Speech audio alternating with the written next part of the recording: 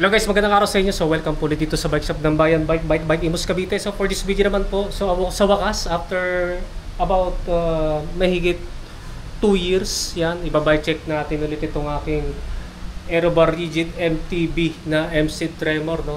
Yan. Matagal na pala akong hindi nakapag-bike check kasi tinrace ko dati kung ano yung petsa, kung yung complete bike check ko kailangan ginawa yun, no. Nung ano pala yun, nung summer of 2023. Yan. So, after mga 2 years, kasama na yung mga nangyari sa akin, na-aksidente ako, bumalik ako, yan, may mga nandulat sa YouTube channel ko yung mga nangyari dun, no? So, ito na yung updated bike check ng aking FC Tremor na Aerobar Rigid MTB na pang time trial setup. So, marami na kasi nagre-request since nung nag-video ako last time na, yun nga, nagpalit ako ng wheelset sa gulong. Nagpalit din kasi ako ng crankset yan no last year. Yan, nagpalit din ako ng saddle yan. Tara kayo natin mamaya, no. So, pasensya na kasi wala akong montage video dahil nga sa wala naman akong available na cameraman at sa mga nagre-request ng review dito kung ano yung ano yung difference daw ng 27.5 by 2.2 na ginamit ko dati versus dito sa 700 by 47C, no, na nakakabit ngayon, no. Hindi ko kasi, sa ano na lang yan, sa susunod na video kasi unang-una, after 8 days kasi ako huminto dahil sa puro ulan, habagat, tapos ngayon, sobrang lakas ng hangin. So, gawa ko na lang ng, magsiset na lang ako ng PR kapag maganda yung weather condition at saka medyo condition yung katawan ko kasi nga matagal ako huminto, no? Yan, so ito na, no? Yan, ito yung kabuuan ng aking MC Tremor na Aerobar Rigid MTB. Yan, so mag-start muna tayo sa XC Hearten mountain bike frame. Yan pa rin, no? Ito yung MC Tremor. Yan. MC Tremor. Tingnan ulit. Yan. Tremor. By Seed Composites. 3 taon na to, no? Carbon fiber T700 pagkatanda ko or T800. 27.5 yung frame na to. Then, yung particular size nito, size large or size 18.5 yung seat tube. Then, tapered yung head tube. Full internal cable routing. Yan, pang BSA threaded na bottom bracket shell. Pang 31.6mm diameter na seat post. Through axle yung drop out. Then, ang disc brake caliper mount naman yan is post mount, no? Review ko, long term review. Okay pa rin. Patibay pa rin, wala namang problema. Yan, nagkaroon lang ako ng incident dito. Yan, hindi nyo nakita, no, kasi di nahalata. Sa mga nakapanood ng aking Banahaw Loop na 240 plus kilometers na ITT nung Good Friday nung 2023 nung April. Di ba naplatan ako? Naplatan kasi ako dati ng concrete nail. Yung pala, nung bumaon dito yung concrete nail, tumaba dun sa dito sa part na to. Yan. Pero okay pa rin si 2 years after na mangyari, okay pa rin eh. Hindi pa rin nagkaroon ng problema dito. Buti minor lang yung nangyari diyan sa portion dito, yan. Turo ko yan sa bandang yan. Then next naman yung gravel fork. Pero yung sukat nito kasi pang 26er na hindi suspension corrected. Ito yung pura rasa balugo na carbon fiber. Ilagay ko na lang sa screen yung crown length at saka yung blade length nito. Tapered, yung steerer tube nito is tapered, no? Quick release yung drop out. Then ang disc brake caliper mount din naman yan is post mount. Ito na yung pangalawang balugo na in-install ko kasi yung unang batch ng 2020, yung unang part nito ng 2022 hanggang ano lang yun last, siguro mga 2024 nung huminto ko ng 7 buwan dahil sa financial issues kasi nga nakasidente ako. Kaya ako binenta yung isa nito. Nung bumalik ako, unexpectedly, bumili ulit ako nito kasi yung nabili ko dati na espasyo talagang hindi babagay dito sa ng frame eh. Yan, so ang review ko, matibay naman ito. Wala pa akong issue sa pura rasa balugo in terms of durability. Ang issue lang talaga itong mount ng yung post disc brake caliper mount dahil nga hindi pantay, kailangan pa ng yung half moon spacer, no? Yan, so proceed naman tayo sa cockpit. Yan, ito yung aking cockpit. Matagal na to yung handlebar ko, no? Ito yung tinatawag nilang Easy Crack na EC90. Yan, EC90 na carbon fiber T800, 580mm ang ang lapad, no, straight na may konting back sweep. Yan, ang review ko matibay naman ito kasi may higit 5 years na to eh. Yan, binili ko to nung katapusan ng February ng 2020 hanggang ngayon okay pa rin. Yan, para sa akin hindi easy crack ang EC90. Depende na yan sa gumagamit, no. Yun ang opinion ko. Then yung aero bars ko naman, ito yung bago kong binili nung last year nung bumalik ako. Unbranded na aero bars naman to. Dati kasi Lisada pero generic naman kasi isa lang naman yung forma, no. Yan, napalitan na yung yung pads, no. Dati kasi yung stock pads kasi nito nasira na yung pandikit eh, natatanggal na, kaya ito na lang, nilagyan ko na lang na rubber mat. Yan. So okay pa rin naman to. S-bend na carbon fiber na aero bars, no. Ito namang bar ends ko, Boruis to. Yan, nirepainted kaso nga lang mauna puputo na. Natatanggal na naman, no. Kailangan nirepaint ulit. Yan, okay naman ito eh. Aking bar ends. Yung grips ko naman, ito yung pambansang grips na unbranded na silicone. Then yung naman yung stem ko, yan, ito yung bago, no. Dati kasi uno lang eh. Ngayon naman Paloma stem na galing kay Humble Beast na taga Bataan yata yung pagkatanda ko. Ang haba nito is 300 tuloy. Ang haba nito is 150 mm, then yung angle nito negative 7 degree. Yan, next naman yung tapered headset, Sagmit. Yan, Sagmit Evo 2 na seat bearings. Then sa seat sa seat clamp ko naman, ito pa rin yung stock ng seat composites, no. Yan, dual bolts to na Allen type. Then ang diameter nito is 34.9 mm. Yung seat post ko, yan, Tosik na carbon fiber T800. Yan, sing edad dito yan. Kasing edad nito, 3 years na mahigit. 400 mm ang haba, 31.6 mm ang diameter na setback na may dual bolt clamping system. Yan, wala pa akong problema dito. Next naman yung saddle ko, ito yung bago, no. Dati kasi Kotseblue rin na iba yung forma, ito yung luma, oh. Yan, ito yung luma ko. Yan, pinalito ko ng bago Kotseblue rin. Iba na yung forma. May butas sa gitna. Yan, malambot yung flexible, tapos carbon railings. So far so good naman. Siguro yung mga unang 2 hanggang 3 gamit ko, hindi ko pa makuha yung sweet spot nito, yung angle tsaka yung position ng saddle, no. Yan, after 3 rides yan okay na. So ito yung yan yung setup ko sa saddle ko, no. Yan, naka forward, tapos medyo nakaangat dito. Konti-konti lang naman para hindi ako mag-shuffle forward yung hips ko kapag naka-aero position ako, no, sa aero bars. Proceed naman tayo sa drivetrain. Yun nga, pambansang drivetrain ito, 1x, so wala kayong makikita na front shifter, for derailleur, tsaka extra chain rings. Yung rear shifter ko, yan, dati nung 2 years ago, yan, pasensya na, no? Nung 2 years ago, micro new.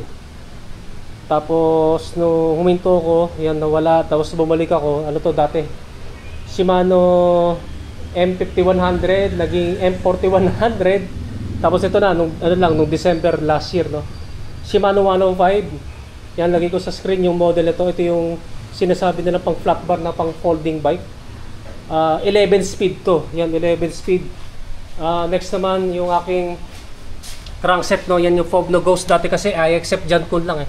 Yan, Fob No Ghost na to na 170 mm ang diameter. Length pala. 170 mm ang haba ng crank arm.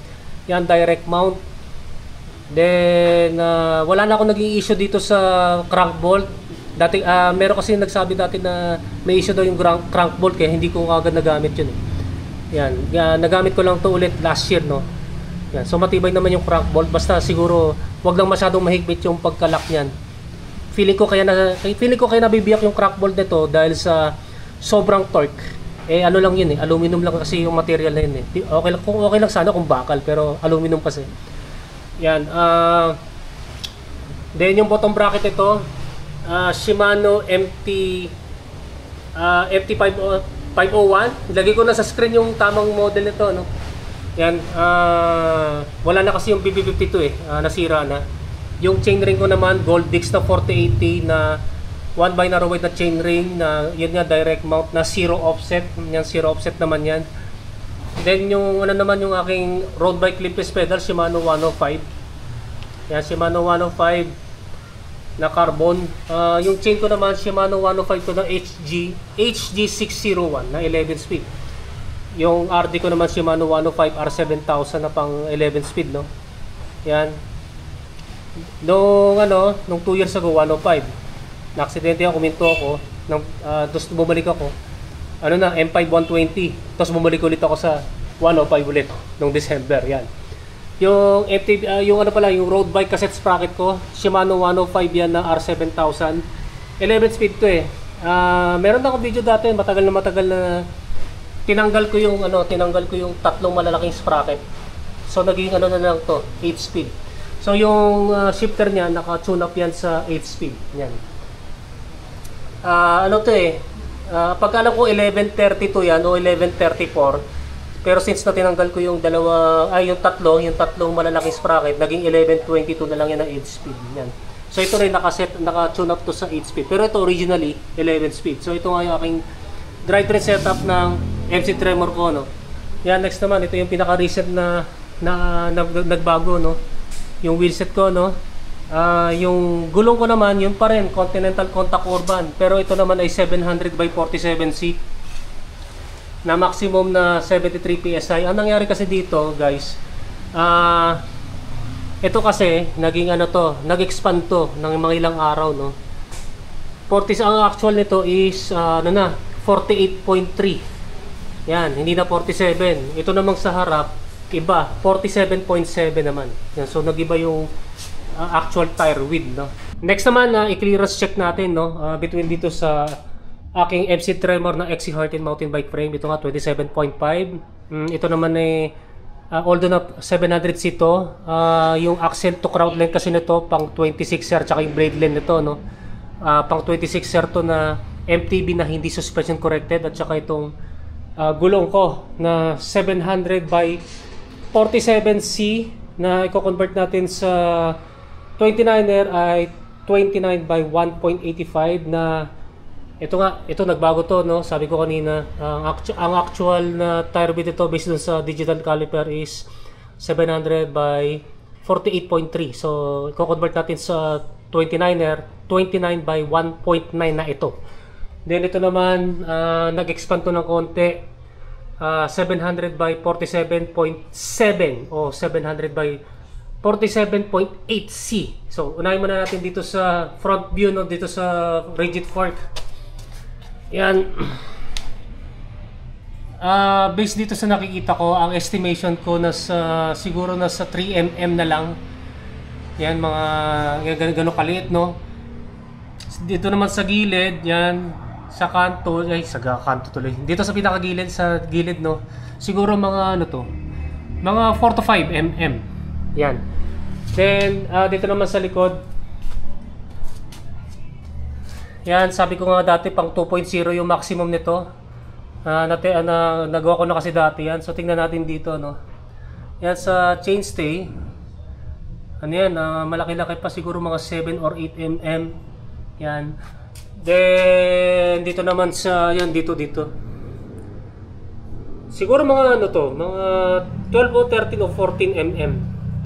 Yan, mukhang pwede pa lagyan ng FD, basta yung FD, hindi yung pang 3x kasi malaki kasi yung titig ng space dito, hindi magkakasya, no. Siguro pang lang to yung mga high clamp na pang 2x. Then dito naman sa seat stay naman, yan, malaki-laki rin, malaki rin dito, no. Siguro mga 10 or 11 mm. Dito malaki pa. Yan. Siguro mga 20 o mahigit 20 mm. Yan yung clearance check nito, no. Yung rims naman, yan LDCNC na aluminum double wall and 24 holes. Yan, 24 holes yan. Yung spokes and nipples ko pillar. Pillar na pagkasabi ni Jello, titanium daw ito eh. Hindi kasi na ididikit yung magnet. Akala ko kasi steel, no. Ano pala daw to, titanium. Then yung yung hubs ko naman, yan LDCNC. Actually itong rib set na to, yan yung set nga to ng LDCNC. Pinalitan lang ng rayos, no. So nandun naman yung lumang video ko sa doon sa YouTube channel ko kung sa mga interesado no, kung paano kung bakit pinalit ako ng from stock to pillar.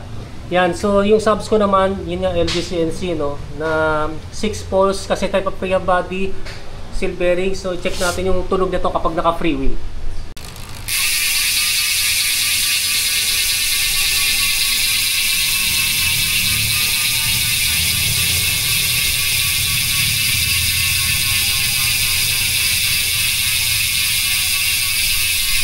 Yan guys, so yan yung tunog ng LG-CNC road bike hubs no, kapag naka free wheel.